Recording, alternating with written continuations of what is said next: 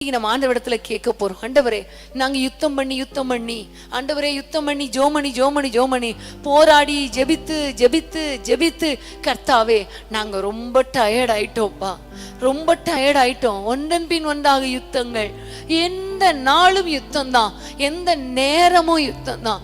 தயவு செஞ்சு ஆண்டவரே, இந்த யுத்தங்களை நீங்க ஓய பண்ணுங்க. ஆண்டவரிடத்துல கேளுங்க.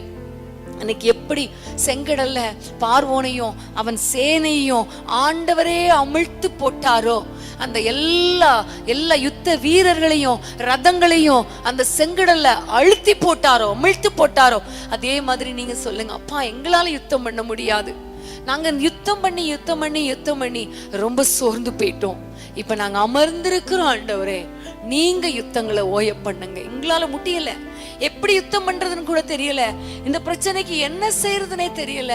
ஒண்ணு செய்யறோம் ஆண்டவரே, நாங்க அமர்ந்திருந்து நீங்களே தேவன் என்று அறிந்து கொள்ளுங்கன்னு சொன்ன வசனத்தின்படி நாங்க அமைதியா இருக்கிறோம். நீங்க யுத்தம் பண்ணுங்கப்பா. எல்லாரும் கேட்கலாமா? நம்முடைய குடும்பத்துக்காக யுத்தம் பண்ணும்படி ஆண்டவரை நோக்கி கேட்கலாமா?